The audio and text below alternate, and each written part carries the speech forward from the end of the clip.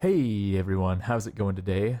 It's Cyclical here coming at you with another Naruto discussion video, and let me stop right there for a second. Any of you who follow my videos may have noticed that I call all of these discussion videos. That's because my main goal in creating this YouTube channel was to get my own voice into the larger community and to give an opportunity for people to voice their own opinions about certain topics. With that much being said, I think I also need to respond to a few things going on in the community, or at least as much of it as I'm actively involved with.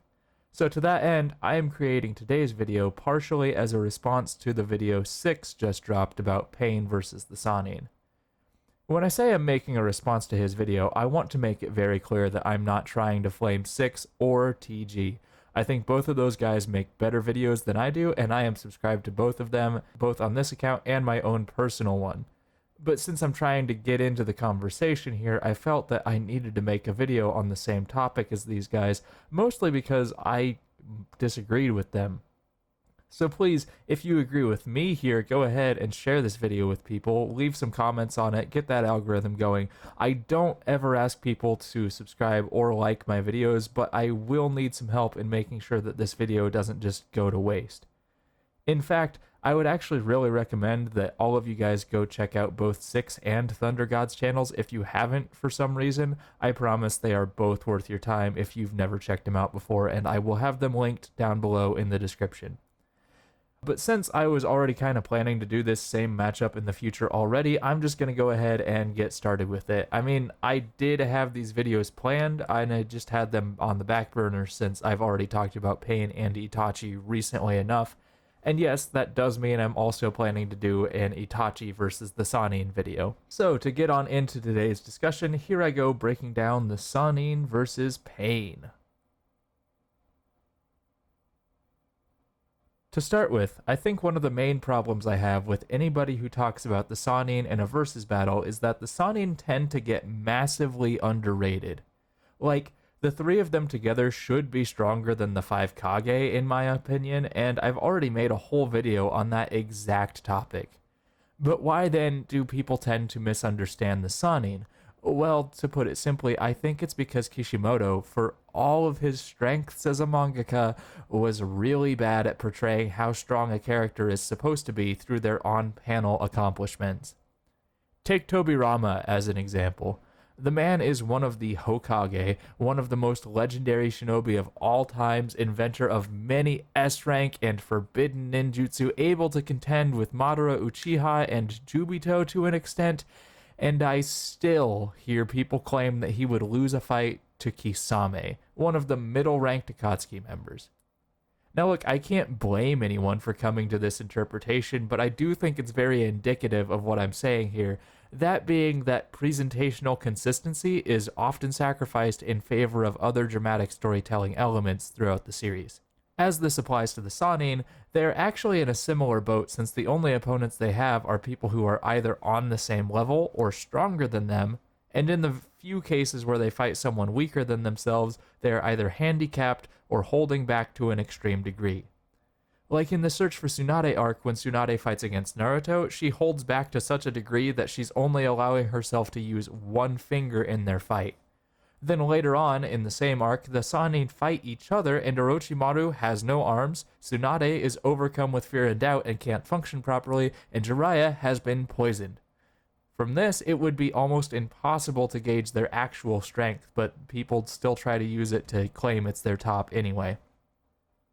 But then I would need to make an argument for how strong each of the Sannin is individually, and that's what I'm going to spend the next several minutes doing. I'll start with Tsunade since I think her strength is the least controversial and most straightforward out of the three.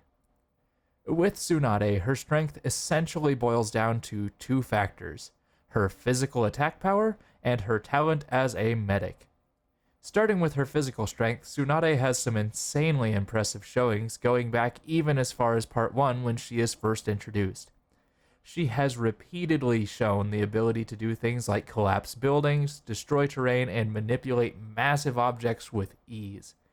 Even in her first fight, we see her break down a castle wall super casually, and later in the same battle, she manages to use Gamabunta's sword as an oversized kunai knife, pinning down Manda's mouth with it. And once again, she wasn't at full capacity in this battle.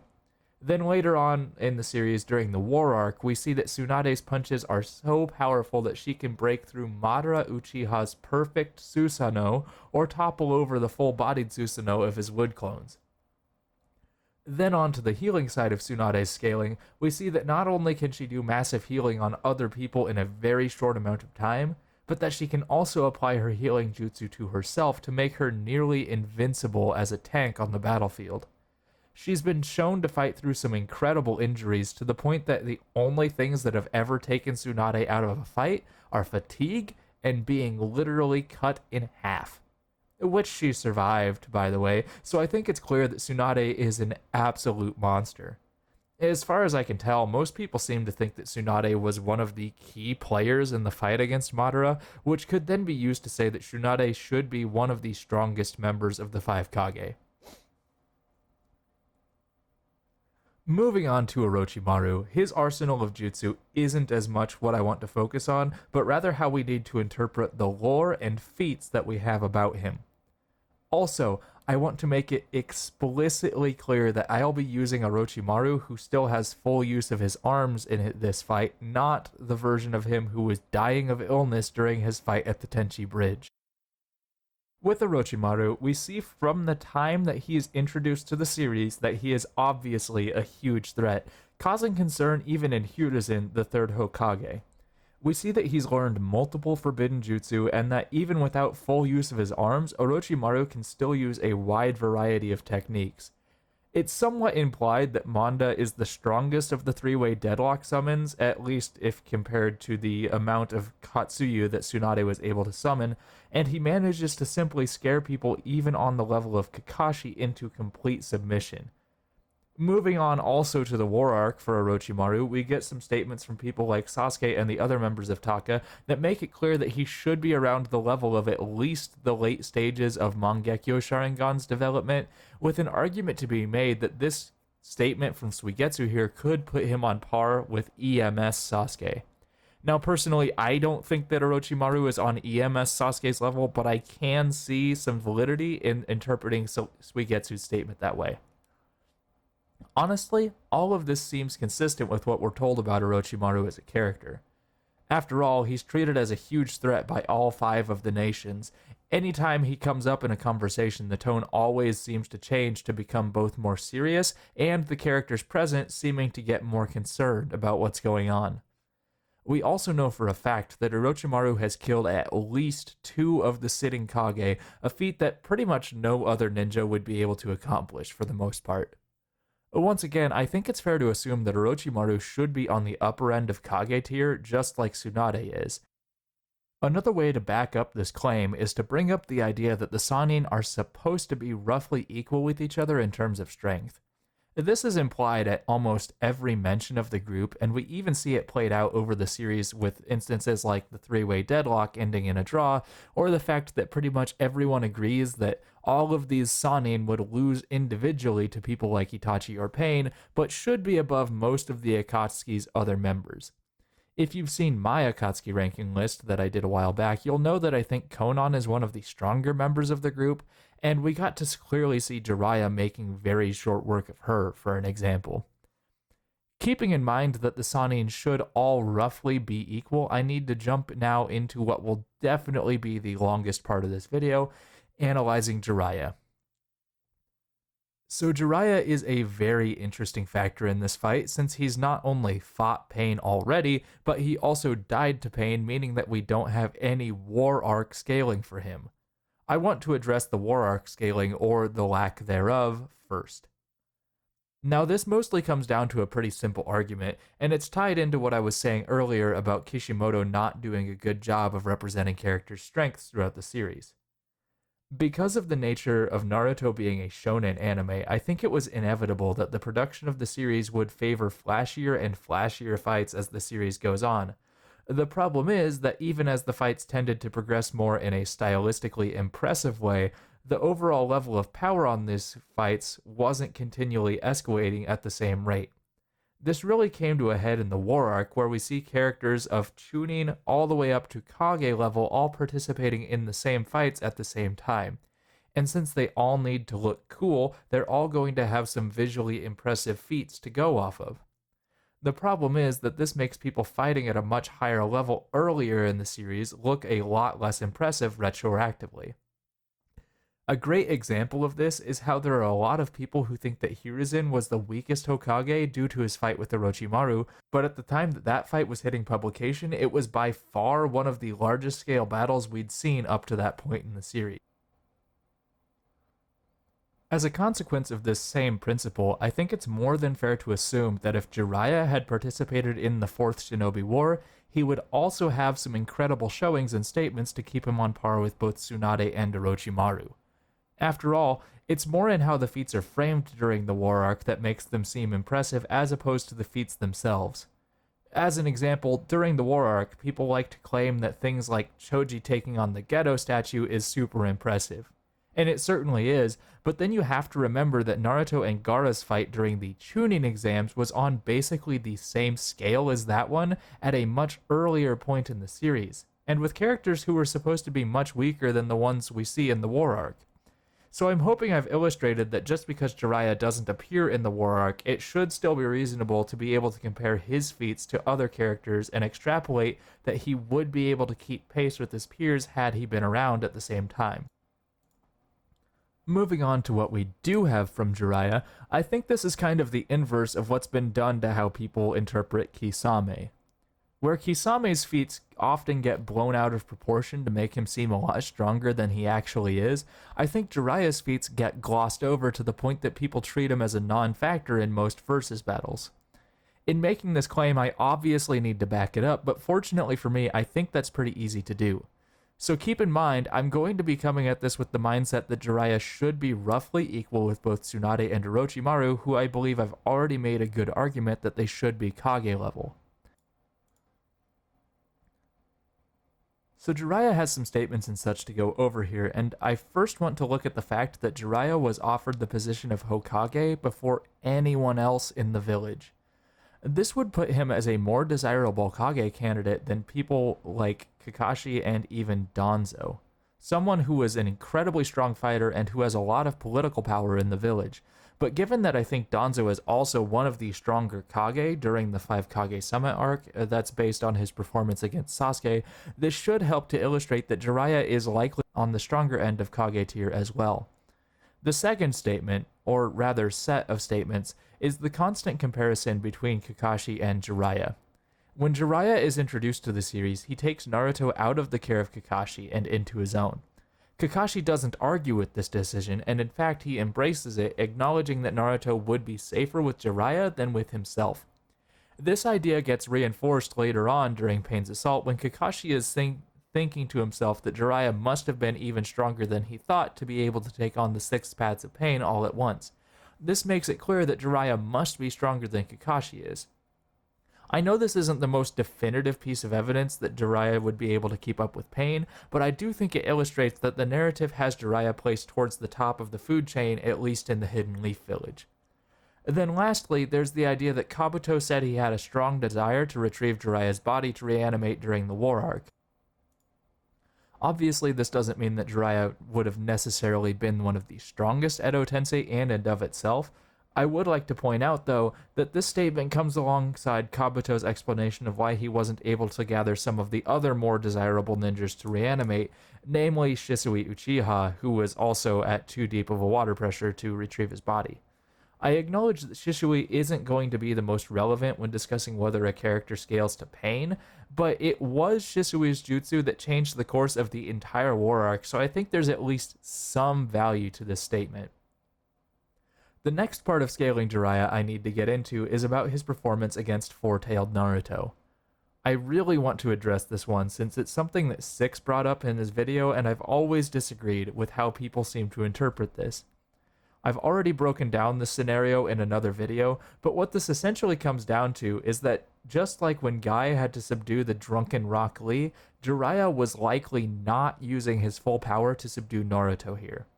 In fact, I think the Minato one-shot that just came out gives an interesting look at a similar situation when Minato gets impaled by the V2 hand of Kushina in the Ninetales chakra while he attempted to restore his seal on her.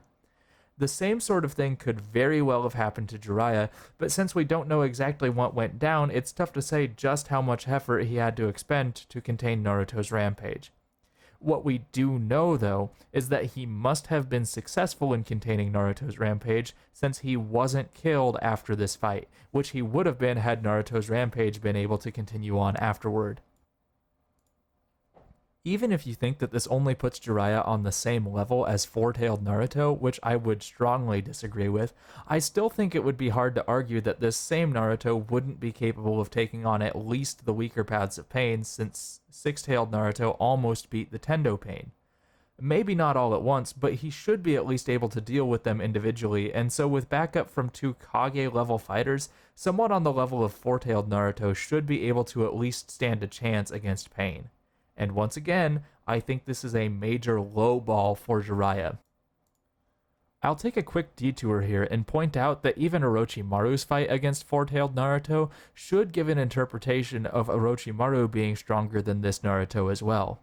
This is because Orochimaru had Naruto on the back foot by the end of their fight, and he only had to retreat due to his illness causing him to weaken. At the least, this puts Orochimaru without his arms roughly equal to the power level of this four-tailed Naruto. And since I'm using a healthy Orochimaru for this fight, it should be clear that he will not only be inherently stronger, but he will also be able to stick out the entire duration of the fight since he won't be fatigued by his illness. Back to Jiraiya, this means that since they should be on an equal footing, Jiraiya should be stronger than four-tailed Naruto as well.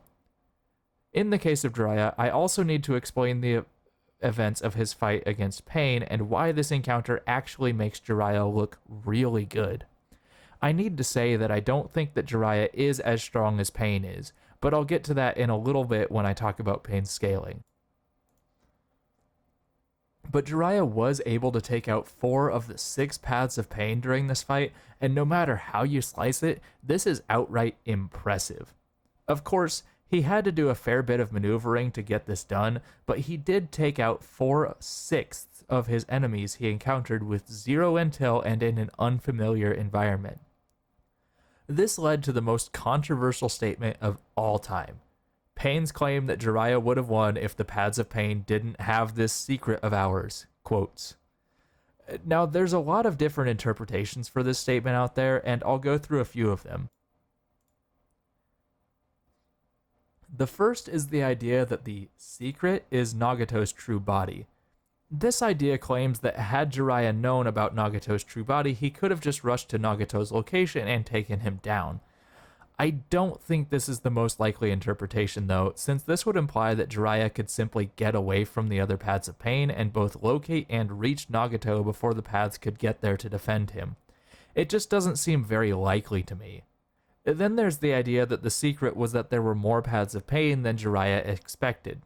This is actually a fair interpretation. Jiraiya lost very shortly after seeing all 6 of them together after all, though the way this is phrased makes it seem like Pain doubts his overall ability to win even with all 6 Paths of Pain at his disposal.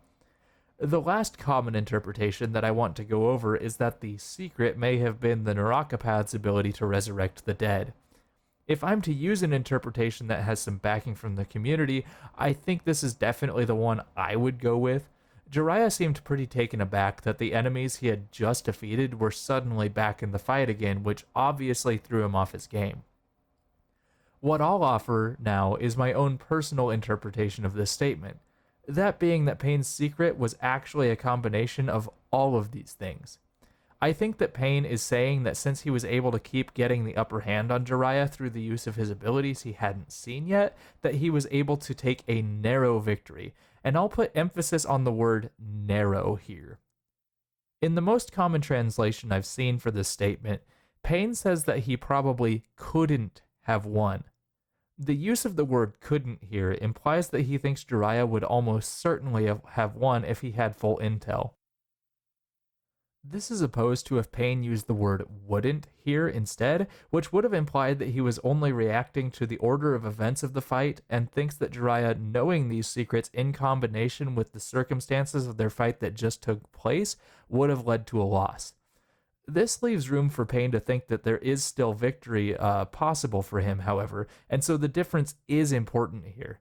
I know that this is a super pedantic thing to focus on, the difference between wouldn't and couldn't, but once again, this is perhaps the most controversial statement in the entire series, and I wanted to make sure I break it down thoroughly, or at least as thoroughly as I could manage without making this video super bloated. I could take more time and keep going on and on about how Jiraiya's feats against Pain make him seem more impressive than he's usually made out to be, but I don't want to keep saying things over and over again ad nauseum. So go ahead and go through the fight again on your own if you don't believe me. I promise if you're giving Jiraiya a fair chance in your mind, you'll find that he actually does really well here. So now I can finally get into Pain, and once again I'm going to gloss over explaining what his abilities are and focus more on framing what information we have for him in the most honest way I can manage. I'll start by giving my quick summary about his fight with Jiraiya, that being that he himself admits he had a hard time against Jiraiya. Even if you don't think Jiraiya stands a chance against Pain, you can't deny that he did give Pain some trouble. The next feat of Pain I need to go over is his fight with Sage Naruto. This is really important to break down since Sage Naruto is fully implied to have surpassed Jiraiya. And if Sage Naruto has surpassed Jiraiya at this point, then it should also make him stronger than the other two Sannin as well, since once again I'm considering the Sannin equal for the purposes of this video. Now, many people claim that Pain was clearly stronger than Sage Mode Naruto in their fight since he was fatigued and all of that. I'm sure you've probably heard those arguments before if you're deep enough in the Naruto community to have found my channel. I'll argue though that this isn't the case. We pretty clearly see that Sage Naruto is able to make very quick work of the minor paths of Pain, those being all of them but the Diva path. Even in the anime version of the fight, which tends to always be longer than the manga version, Naruto takes out the Ashura, human, animal, Naraka, and Preta path with only one attack each. Then we see Naruto enter Sage mode by reverse summoning and Dispel a Clone. He has the durability and strength to resist one of Pain's Rinnegan rods.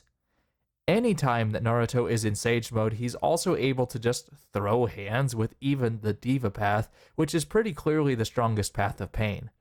The only reason the Diva path manages to repeatedly survive Naruto's Sage mode timer is because Naruto keeps throwing out Rasen shurikens like there's no tomorrow, and Pain manages to keep dealing with them either by absorbing, negating, or dodging them.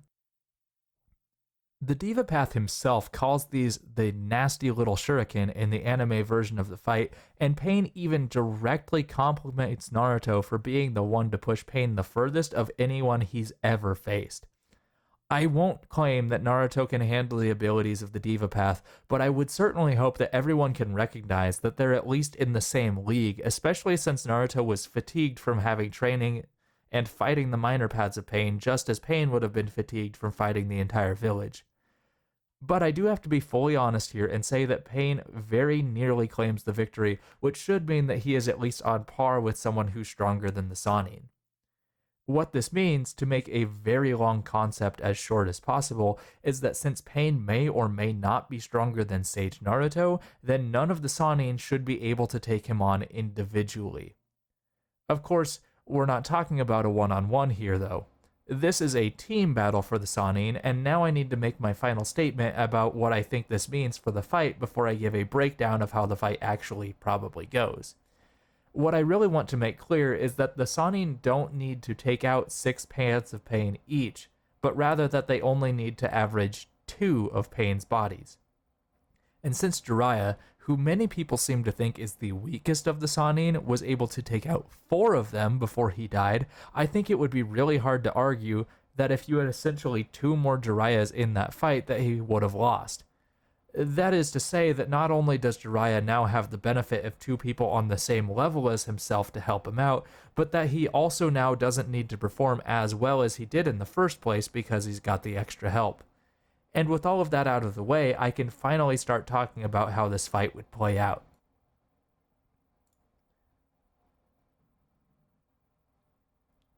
Something that Six and Thunder God brought up in their video was the idea of intel, which does make an impact on this fight.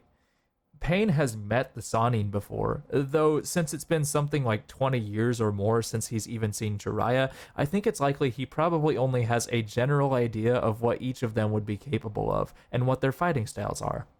Like, he probably knows that Tsunade is a healer and can punch really hard, for example, but beyond this, he shouldn't know the specifics of exactly what they can do.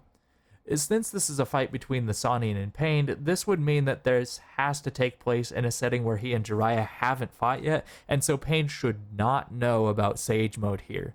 He should know about the summons of the Sanin though, since they likely have been using the three-way deadlock summons since before they met Nagato, Yahiko, and Konan. The last thing I want to bring up is that Pain also wouldn't know about the frog song since he hasn't seen it before. I bring this up because it's a specific point in the 6th video, and while Pain could potentially counter it if he knows what it is, he won't know what it is, and so he shouldn't be able to counter it here. This is also assuming he could counter it in the same way he did against Sage Mode Naruto, which was to pull Pa toward him with the universal pull. And this shouldn't be possible since Ma and Pa are physically fused to Jiraiya's body while he's in Sage Mode, and so even if Pain figures out what's happening, he might not be able to stop it in time. I'm not saying it's impossible for him to do so, but he isn't guaranteed to be able to do it either. The Sanin, on the other hand, should know nothing about Pain's abilities, which is a favorable circumstance for Pain. This would mean that they need to figure out his abilities as they go, which would give plenty of opportunities for them to slip up. The next external factor of the fight that makes a difference is the terrain. If you assume this takes place in a location with a lot of cover, such as the Rain Village or in a forest, then the Sanin should have an easier time since they would be able to split the bodies of the Paths of Pain up. If you assume this fight takes place in an open field, though, then Pain probably has an advantage since he can press his numbers advantage easier. I'll go ahead and use a flat battlefield for this video since it'll be a lot easier to explain what the strategies of both sides would be in that circumstance. So, Pain would likely try to make use of his superior numbers, like I already said, but Pain is a smart fighter, and so he would know not to leave the bodies in a position where they're vulnerable to getting taken out. This means that Pain's best strategy is to split up the Sanin and take them on in groups of 2. Since the Naraka path is by far the weakest and also arguably the most important to Pain's strategy since it can revive the other Pains, Nagato would probably pair it up with the Diva path, who is the strongest and can probably best defend a non-moving point. The Animal path has good mobility and can summon strong beasts to support him, which means that he would likely pair this path with the Human path, who isn't as great at closing distance, but once he's in there, he can make a devastating attack by extracting the opponent's soul. This leaves only the Ashura and Preta path to be paired together, which actually works really well, since the Preta path specializes in countering ninjutsu, while the Ashura path can lead a powerful taijutsu or ranged assault. The Sanin wouldn't have the luxury of teaming up here, though they are renowned for having some extraordinary teamwork, so they might be able to make something work in their favor if they do decide to try to stick together. I don't know what this would manifest as, though I can see a situation in which they summon Manda Katsuyu and Gamabunta in order to help keep the pressure of the numbers off. In any case, I still think that this would mean that each of the Sanin would probably wind up going against 2 paths of Pain at once in most situations. Now I just need to go over how the interaction between each group would go against each Sanin. The Ashura and Preta combination is probably the easiest one for the Sanin to deal with since they have the worst synergy out of the 3 teams from the Pains that I've already set up, and the 2 of them are also middle strength levels of Pain. As for what Tsunade could do against them, I think she would actually excel here since she should be strong enough to one-shot each of them just like Sage Naruto did. The Preta path wouldn't be able to absorb Tsunade's punches, nor is it strong enough to hold her in place to absorb her chakra, and the Ashura path does have some long-range options to keep Tsunade at bay, but with her ability to keep up in a fight against Madara Uchiha of all people, I think she should be able to eventually run the Ashura path down and put an end to it without too much trouble. Worst case scenario, she takes some damage and activates like the 100 healings or the Byakugo seal here, but beyond this, I think Tsunade would excel in this particular matchup. As for Orochimaru versus the Preta and Ashura paths, I think that once again, his attack power should be high enough to take them down quickly. I won't claim he could one-shot them or anything, but with the Kusanagi blade at his disposal and with taijutsu skills that can combat a rampaging Jinchuriki, I think a few good blows should do the trick to either of these paths of pain. Orochimaru would pretty easily be able to deal with the Ashura path since he can just do his weird substitutions to bypass any damage he would take while fighting it, and if he gets too pressured by the long-range attacks, he can summon the Rashomon gates to defend with, which would also help to force the fight into a more close-quarters combat scenario. Of course, Orochimaru might not even need to do this since he has access to the Edo Tensei summons, which in addition to summoning Manda would make him overwhelmingly unstoppable to the Ashura path, and once he sees that the Preta path can absorb ninjutsu, he could just go and engage with it while his summons fight and destroy the Ashura path on their own. Jiraiya probably has the hardest time of the Sanin against these two paths of pain since he heavily relies on ninjutsu for most of his attacks and has relatively lackluster defensive techniques. But it's not like these two paths of pain are strong enough to instantly take Jiraiya out or anything. He could potentially catch them up in like the Dark Swamp and then take out the Ashura path with the Toad Flame Bombs, and then from there his taijutsu skill should be sufficient for the Preta path. And even if you don't think that this would work, all Jiraiya would need to do would be to stall long enough to summon Ma and Pa, enter Sage Mode, and from here his victory would be all but assured, because we would now have access to the boosted stats and the Frog Song, which I've already explained that Pain can't know about since this wouldn't be a situation in which he had fought Jiraiya before. Moving on to the next duo of the Pains, we have the Animal and the Human path. Once again, I'll start with Tsunade here. Should she come against these two, I think it's incredibly likely she would summon Katsuyu to help her against Pain's own summons. If the human path even tries to get hold of her, he probably instantly dies by getting punched into the atmosphere, which would leave a situation in which the animal path is probably just staying out of Tsunade's reach and lets the summons do its fighting. But of course, Tsunade has enough stamina that if this is the case, she could probably stall out for long enough to get some backup from whoever winds up fighting the Ashura and human path. And this is assuming that Katsuyu can't manage to hit the animal path with some sort of acid spit in the meantime. And once again, the worst case for Tsunade is that she activates the 100 healings or the Byakugo seal to manage to survive this encounter.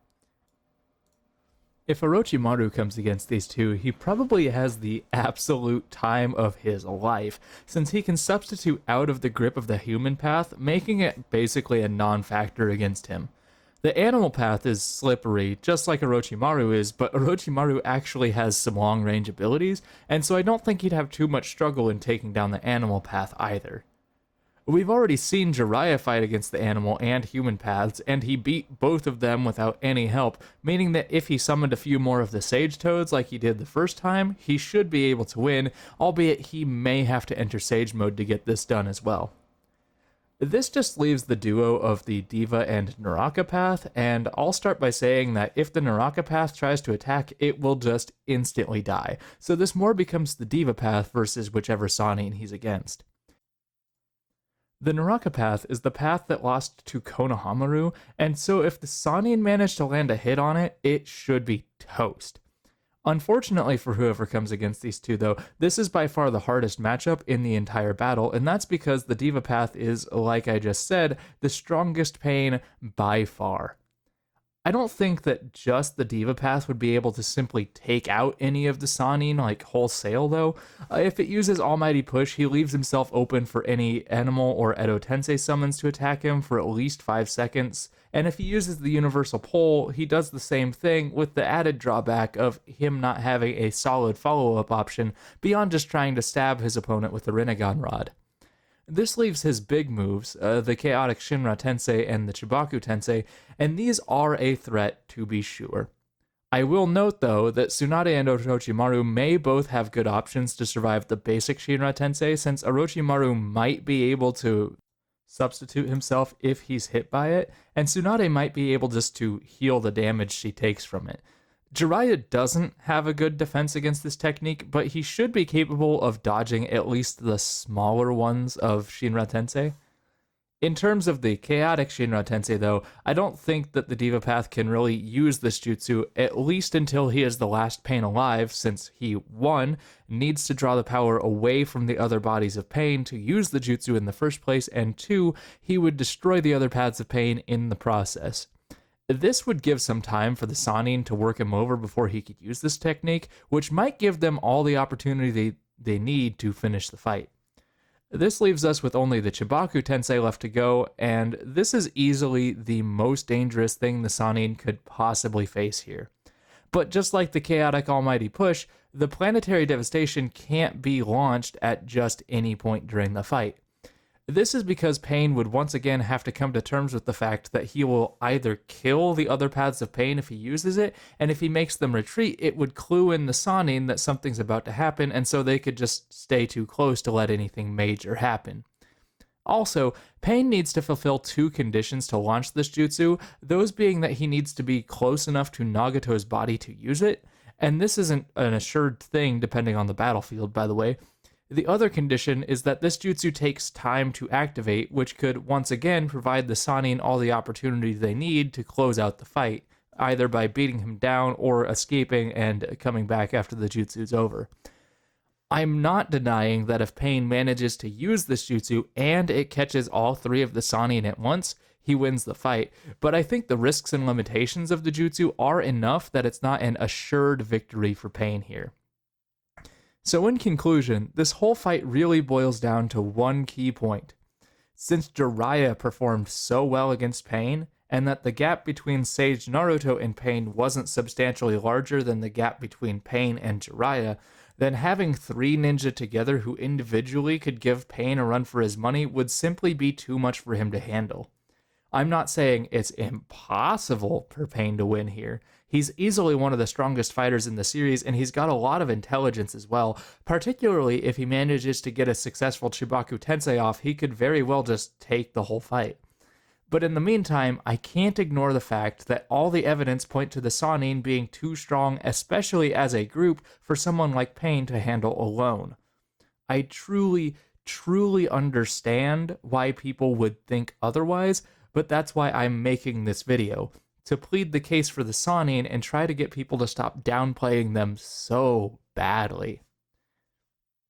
Anyway, that's all I've really got for this one. If you've stuck around this long, I want to sincerely thank you. It always makes my day if I get to share my thoughts with someone and they actually take the time to listen. It's a huge love to all of you who watched this video, and I will hope to see you all in the next one. But until then, love, peace, and chicken grease. Goodbye.